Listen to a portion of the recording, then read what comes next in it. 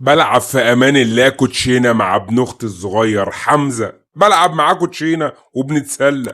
بصيت لقيتهم بيقولوا لي انت تعرف المغرب عمل في اسبانيا كده ليه؟ قلت عادي، مش كتير على المغاربه او مش كبير على المغاربه يعملوا كده في الاسبان. قال لك اسمع يا عم، اصل مدرب المنتخب الاسباني جعفر قبل البطولة او قبل المباراة بتاعته مع المنتخب المغربي استفز طبعا المغاربة، وقال لك يعني انا مش شايف غير البرازيل في المجموعة بتاعتي او البطولة بتاعتي، انا مش شايف غير البرازيل ان هو ينافسني والبرازيل اللي هو يقف قدامي. وسبحان الله يا جماعة، خد على دماغه من المغرب، خد على قفاه يا جماعه حته قفا، خد على قفاه المسلطح دوت حته قفا. بسم الله ما شاء الله يا جماعه، لدرجه ان هم بيدوروا على مراهم بقى. قولوا لنا بقى يا اسبان، قولوا لنا يا اسبانيا اللي عاملين نفسكم كبار القاره كلها، قولوا لنا بقى ايه اخبار القفا دلوقتي؟ يعني هو مورم ولا خف ولا عنده ايه يا جماعه؟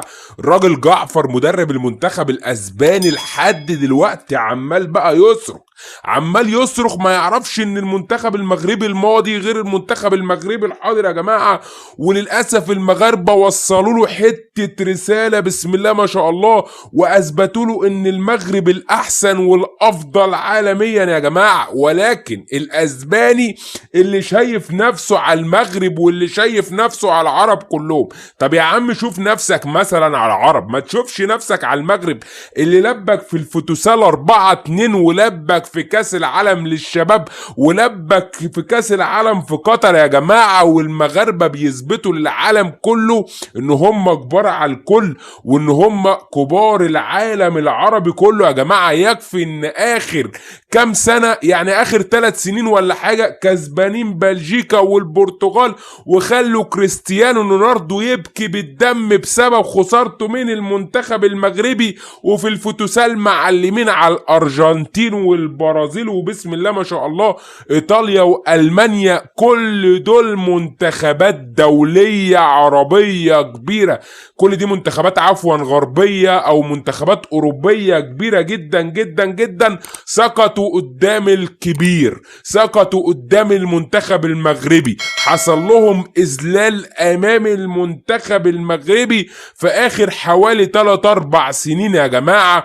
ويجي مدرب زي مدرب منتخب الاسبانيا جعفر يقول لك انا مش شايف غير البرازيل اللي يقدر ينافسني او يقدر يلعبني. يا ابني اتكسف على دمك يا ابني، يا ابني يعني خسرانين من المنتخب المغربي في 3 بطولات على مدار حوالي 3 سنين، وبتتكلم وليك عين تتكلم، ليك عين تتكلم يا ابني، بتقلل من المنتخب المغربي. ولكن الظاهرة الأسبانية بتاعهم اللي هو ده تقريبا كريستيانو بيشير إبداعه أو بيتكلم عن المنتخب المغربي إن هو كبير وعظيم، وبيتكلم ان المنتخب المغربي خذل الشعب الاسباني كله، والشعب الاسباني كله بيبكي، والموضوع يا جماعه طالع على الميديا. وطبعا الناس الاسبانيين مش مصدقين نفسهم. تخيل كانوا بيقولوا لك ان مباراه المنتخب المغربي ده في جيبنا، تخيل ان هم كانوا بيقولوا عايزين ناخد طرنا من المنتخب المغربي بعد اللي عملوا قدامنا في كاس العالم في قطر يا جماعه.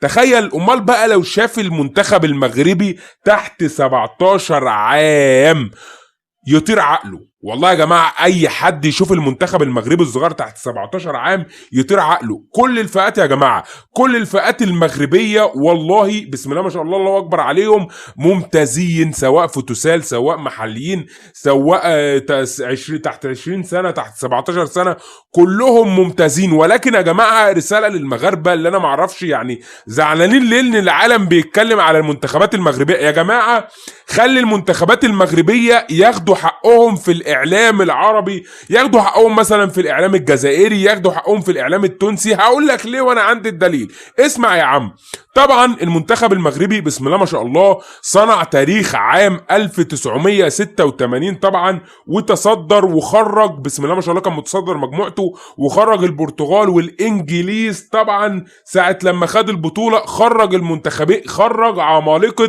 المنتخبات الأوروبية وصنع التاريخ وعمل تاريخ. ولكن ساعتها المنتخبات المغربية الصغيرة ما كانتش واخدة حقها في الإعلام، أو ما كانتش المنتخبات المغربية ساعتها أصلا ما كانش في منتخبات مغربية قد كده. ولكن المنتخبات المغربية الصغيرة من ساعة ما طلعت لما ما كانتش بتاخد حقها في الإعلام ما كانش بتقدم المردود. ولكن يا جماعة المنتخبات ديت لما تلاقي الإعلام بيتغزل عنها، لما تلاقي نفسها بتاخد حقها في الإعلام العربي والمصري والجزائري والتونسي والليبي وي لما يلاقوا نفسهم بياخدوا حقهم من الإعلام دوت هيقدموا اللي عليهم ويعملوا اللي عليهم يا جماعة. يعني ما اعرفش، رغم ان احنا والله كمنتخبات مصرية من كل الفئات، ولا اننا ما عندناش منتخبات قد المنتخبات المغربيه قد كده، يعني كم منتخب على القد يعني. ولذلك المنتخب المغربي بينافس في بطولات كتير بتبص تلاقي مش موجود فيها المنتخب المصري.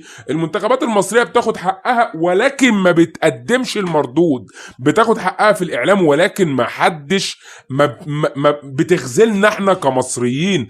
المنتخبات الجزائريه اصلا مش موجودين، المنتخبات التونسيه مش موجودين. ولكن انت سيب معلش المنتخبات دي تاخد حقهم، سيب المنتخبات دي يعني الاعلام يتكلم عنهم مفيش مشكله. طبعا يا جماعه المنتخبات دي مبروكه، المنتخبات دي محروسه، مفيش حاجه اسمها حسد، ربنا يبارك فيهم وربنا يحرسهم دايما. وبالله عليكم يا ريت نعمل لايك نشترك في قناه صلى الله عليه وسلم.